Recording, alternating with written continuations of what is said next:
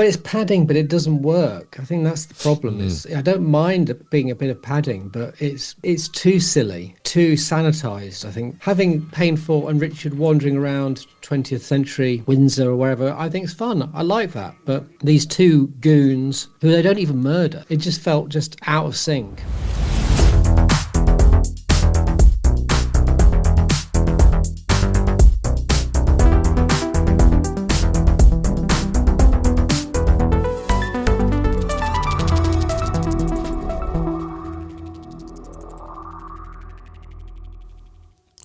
Ladies and gentlemen, welcome to Kasterborous. My name is Christian Cawley, and this week we're kicking straight into the commentary of episode 2 of Silver Nemesis, the 1988 Doctor Who 7th Doctor serial, the official 25th anniversary story. And it's a funny thing because it's a logo which feels like a period which is trying to break away from traditional typography and trying to be a bit more 80s jazzy, but it just doesn't work.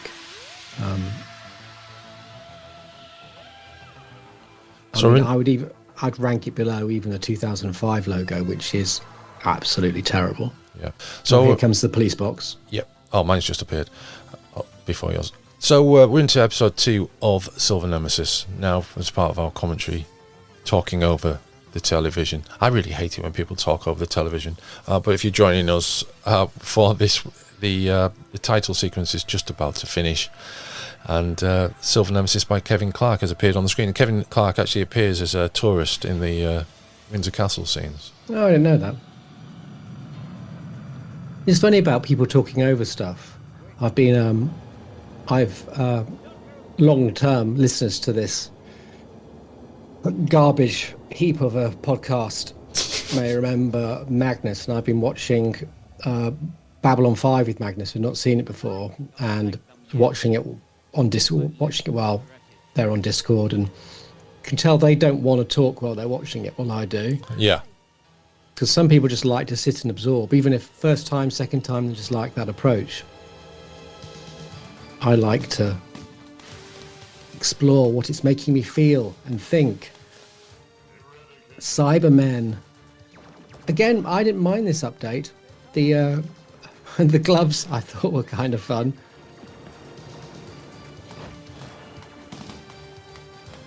Oh. Both of them enjoying a little bit of their stunt work.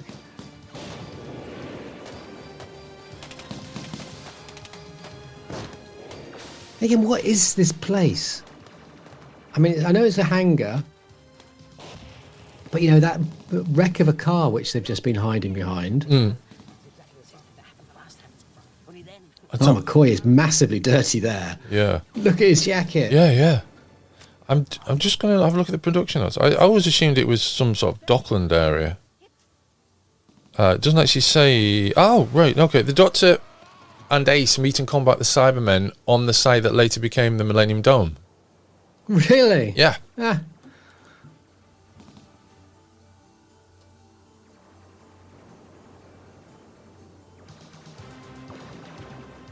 Other people have argued, and with reason, I guess, that the gold allergy for the Cybermen gets out of control in this episode, and I can get that.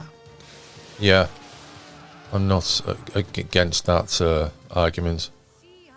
I mean, it's fun, and this episode is one that just spins along, so I don't mind it for that reason. It just comes part of the action. But you know, when it was meant to be a metal which, coated when it got hot in those breathing systems and would sort of coat their breathing respiratory systems and suffocate them, which is pretty grim. And now, you know, just literally are allergic to the touch of gold.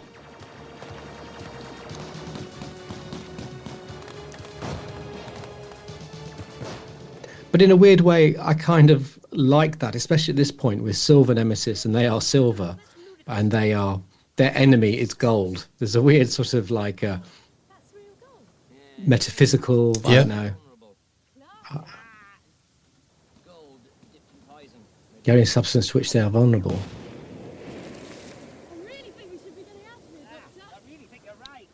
And Big Finish did some sort of retro, and I think there's a long conversation about gold and the Cybermen, which is really interesting.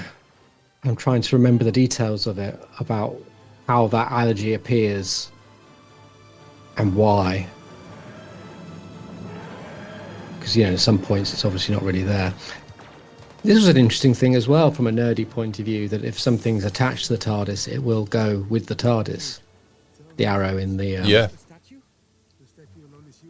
Which is obviously for a plot point for later on.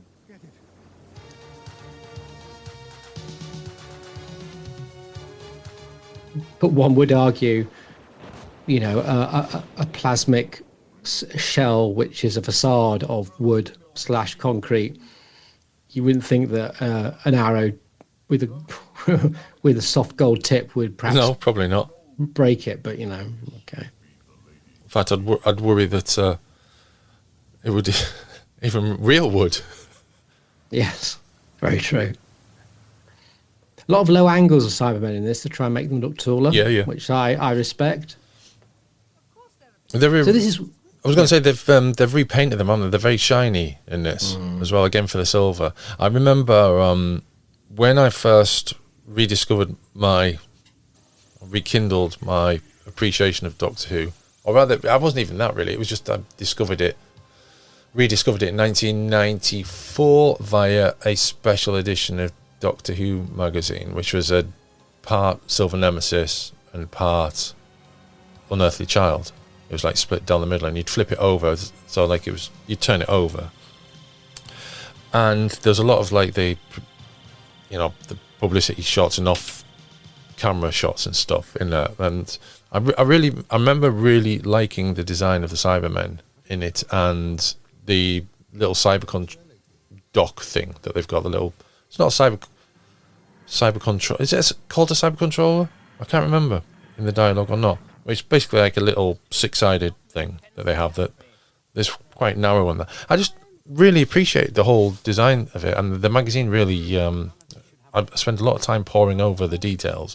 This is in the days when I was buying like Matrix, the Universal Data Banks and stuff like that from W.H. Smith, and getting into the New Adventures as well. That was all around the same time in '94. The golden era. Well, I mean, in many ways it was. Yeah. One of the few golden eras to exist without the actual artifact that is golden. Well, you got Star Wars as well, haven't you? Which really had a similar sort of era around the same sort of time. Watch those fences. Or Look the out trees. the shadows. Yes. No shadows. No, fine. Yep, let's labour this. Here we I'll go. give them credit. I like the fact that they actually did it so it looked like it came. There was like a layer where it actually landed. Yeah. Maybe they got out with a mower beforehand. We already have been poor ones. That's our problem. Money. Yeah, I mean, this I felt at the time. Well, it's padding, isn't it? Which seems bizarre for a three-parter. But it's padding, but it doesn't work. I think that's the problem.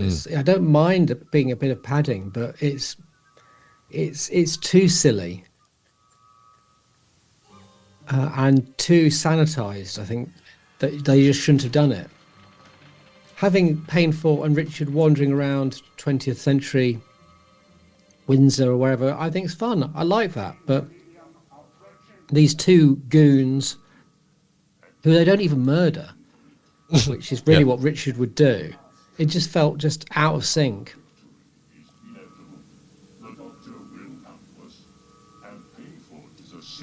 This is a fun space for the Cybermen, all that light.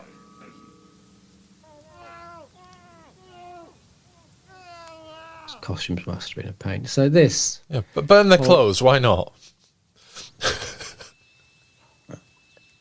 But leave them their underwear, which is meant to be slightly cheeky underwear as well. And it's just like, get in the bin. I remember when it first came on, for some reason, I had, ADHD, which I didn't realise at the time. totally somehow forgotten that it was on, and I was really annoyed that I came in at the back end of this episode and missed episode 2. And a friend, I think, had videotaped it, so I got to see it and invariably was disappointed with what I saw. Of all the 3 episodes, retrospectively, it's the one that I'm always happy to miss. And I think I'd videoed the other 2, so in my own collection, my Silver Nemesis missed episode 2 and didn't really feel like it lost anything for it. There's nothing real. They pulled out the old prop, the old cyber prop. Yeah. Yeah, that's the thing I was trying to allude to earlier. Yeah. But isn't that also in one of the earlier ones? Isn't that also in Earthshock? I think there's I think it's a redesigned one or a completely different one. But yeah, I think the design, it's a lot cleaner. I think it's smaller than one in Earthshock. I'm not sure. I mean, I loved this as well, with the 2 of them just laying around mid-mission, having fun. Yes. You know, you got a sense, given that Ace was a character which joined the Doctor just because, really, she didn't really want to get home, very much like the new series companions. But I did kind of feel like she was the sort of person who would enjoy this, while so many of the companions you get, like Rose, who I never felt was really set out, would never really enjoy this sort of world. I always felt that Rose would always kind of like going places where, like a 21st century teenager, where there's like parties and big sunshine, things to see and stuff to record, beaches. And video and beaches. And yeah, I don't think this sort of stuff would be her space, but it would be Ace's space, while the stuff that Rose would enjoy would be stuff that Ace just wouldn't go with. The space of Ace. Yeah, I guess. And without my knowledge, you cannot return at all. I tell you, Richard, either you'll assist me and we gain it, or I leave thee here forever. Now come. And again, all this stuff it's nice. What place is this? And it sort of does a lot for their weird relationship, but I ordered you to be buried here when I planned my tomb. See, there's my stone. If the dogs would not eat thee, I ordered you put out. I mean, this is interesting stuff as well. I don't mind it. If it was more of this, episode 2 as a filler would be fine. In fact, to be fair, I think for me, episode 2's frustration is the 2 guys. I mean, this I quite like. It's unneeded.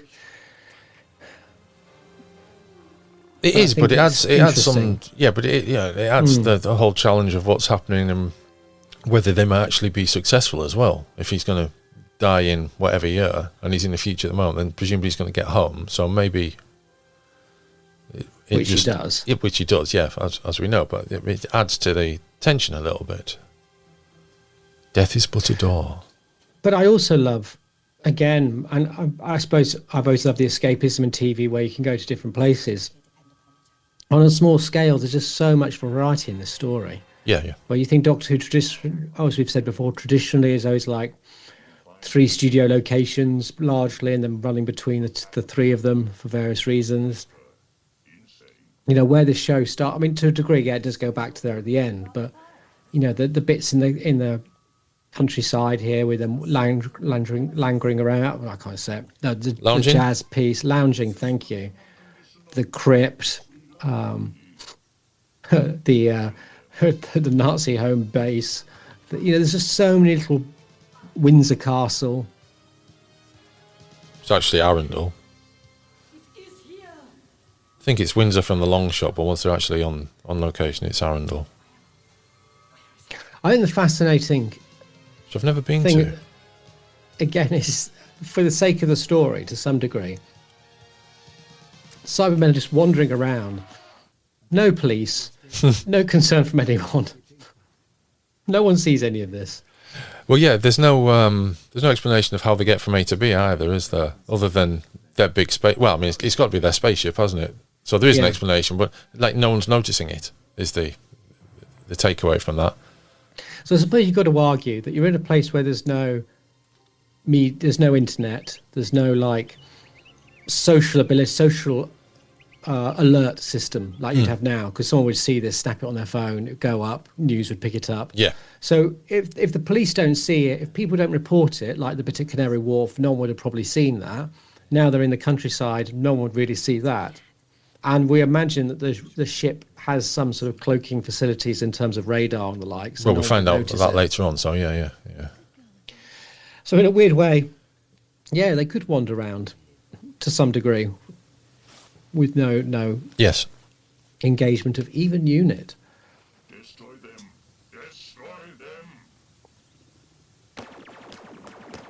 We cannot sustain these losses, Nino.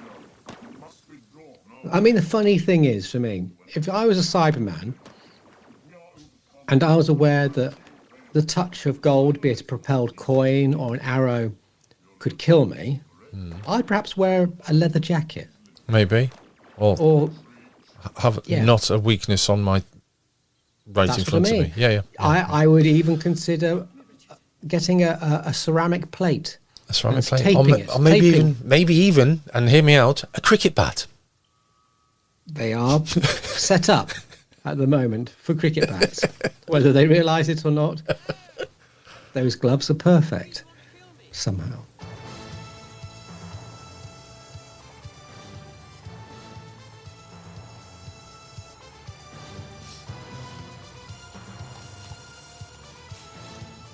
I mean, I suppose this is one of the only bits in the second episode which is actually perhaps quite important. How they get rid of the ship, and thus no other Cybermen. But you don't still really need it. Nice model, that. But sadly short-lived. Yeah. I've always liked I know, obviously it looks dated now, and it wasn't 100% convincing at the time, but I've always liked the effect of the Cyberman ship, and, you know, how it's, they basically, they walk out of a corridor in a door, and it's keyed on and that. I always thought it looked good. I mean, I think, again, to young people, it's always worth mentioning this, is that it wasn't that any of this fooled people at the time. No. It's not like people were naive and couldn't see the effects or even understand how they were made. You could, but you just accepted it. Yeah. And in a sense, it became a bit of it's one of the things I've always hated about CG is that if it becomes seamless, it becomes invisible, it becomes unappreciated. But a matte painting is always visible. You can 9 times out of 10 tell it's a matte painting, but you can still enjoy the artistry in it. Yeah. Where are your bones? What matter?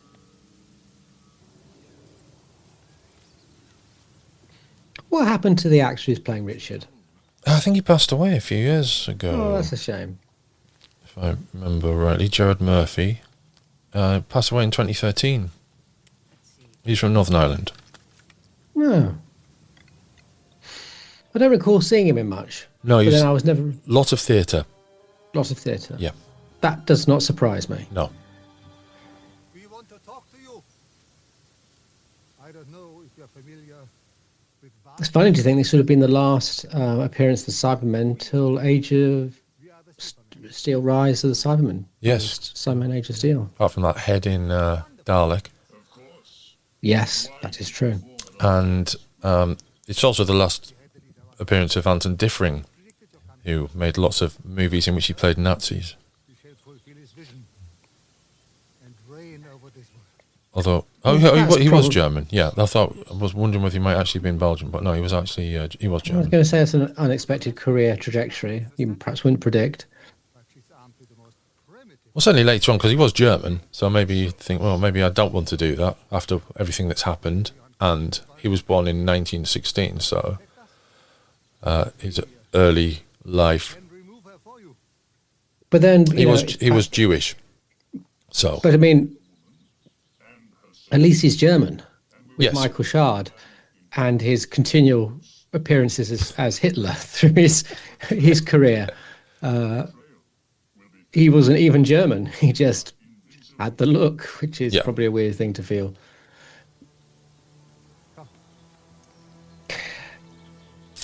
It's a weird thing with the Cybermen is that you can see why David Banks keep coming back, because you compare it to the other Cybermen and he's got so much more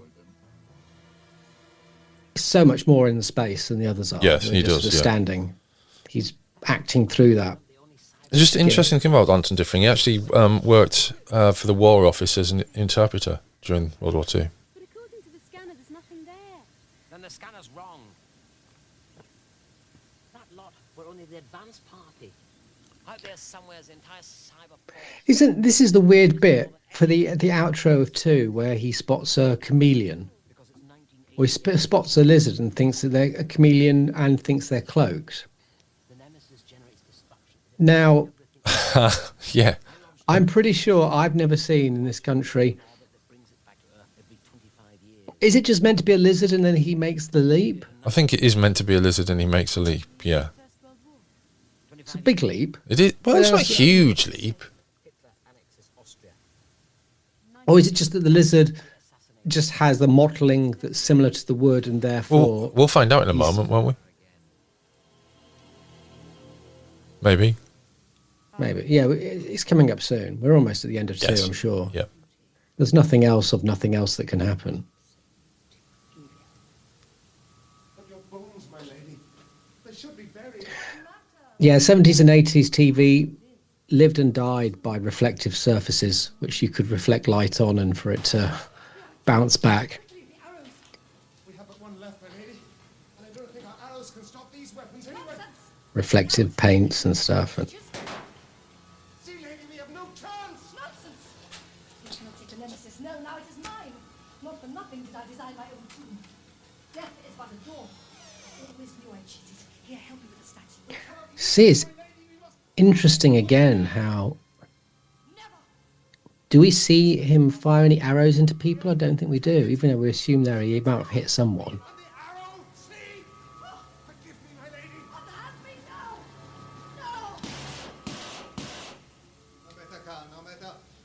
They are of no importance. We have the statue, the arrow, and the bow. And the Cybermen? The bow. Where is the bow? We have no such weakness. Well, I'd hate to disagree. I mean, if you ingested gold, you do have weaknesses to gold, mate. Yeah, You and do also have weaknesses to gold. those arrows would probably pierce your skin as well. Yes, absolutely. Our first task must be to take control of the extra. I'm sure, Anton, if we put you in an arena with a Cyberman, and even if you put a little bit of gold in that arena as well. I possess the entire statue. Oh, and the Carl is played by a gentleman called Metan Yenal. This is an awful Wikipedia entry. For a couple of years, he was in a relationship with composer Peter Maxwell Davies before being dumped for a younger man. Wikipedia is really awful these days. These days, I thought it's always been. Well, there was a fairly time when it was quite good, but that's awful thing. Why would anyone write that on Wikipedia? It's absolutely irrelevant. Here we go. This is the Yeah. coming up. I don't remember that shot of the planet. Of course. It's so simple. They're shrouded. Shrouded. They're shrouded. Yes, the shroud. It's not a cloaking device, it's a shrouding device.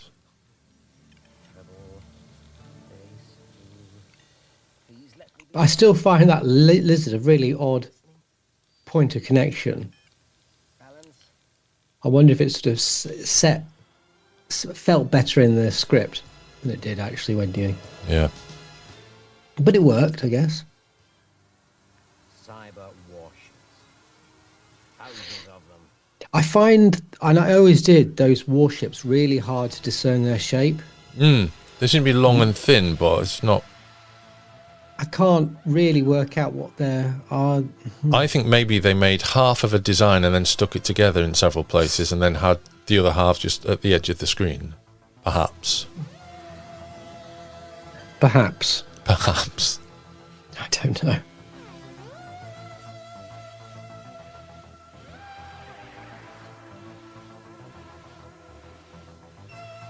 Skinheads.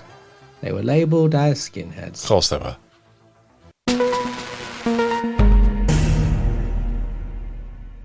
So that's the end of episode 2 of Silver Nemesis. James and I will be back in a few days' time to talk about episode 3. Now, there's a few other things going on in the world of Doctor Who, as you probably know. So James and I will also be along soon to talk about those recovered episodes from the Daleks Master Plan. We should also tell you that what you've just listened to, Silver Nemesis, has already gone out on our Patreon. All 3 parts went out on our Patreon a couple of weeks ago. You get the podcast early on Patreon. You get it ad-free on Patreon. None of the Spotify ads, none of the ads from the other services. It's all ad-free. You also get access to the Kasterborous archive, where we have interviews and ebooks and other material from the old Kasterborous website. Videos of interviews, videos of events. By heading to patreon.com/Kasterborous, you can join other listeners of Kasterborous by getting the podcast early and getting access to all that additional material. We have a special offer. There are 7 remaining spaces for you to get access to the podcast early for just £1 a month, and that is ongoing, recurring. But as I say, there are only 7 spaces left for that. You will get the podcast early, ad-free, and you also get a free copy of the Ultimate Regeneration ebook, which is a collection of reviews of every Doctor Who between 2005 and 2010. Alternatively, you can get a free 7-day trial to Kasterborous with the Patrons with a K package. This gives you ad-free listening, early access to every podcast, exclusive episodes and formats, exclusive access to the Kasterborous archive, weekly updates with information about what is coming up, access to our Patreon archive. That's everything that we've published previously on Patreon. You'll also get a shout out, and you can also request topics for discussion on the podcast. So there are options for you to join Kasterborous on the Patreon and to support our efforts, and this helps us to pay for hosting costs and buy new mics and other equipment, and helps us build the podcast towards some other projects that James and I are interested in doing, and we need your support to do that. So that's over on patreon.com/Kasterborous. You'll find a link to that in the show notes. Support us there and help us to build the podcast up. If you can't do that, then it would be great if you could leave us a 5-star review on Apple Podcasts. If you leave a few words with your name, it will get read out on the podcast. We'll be back with more Silver Nemesis soon and some Daleks Master Plan words and thoughts. Until next time, it's goodbye from us.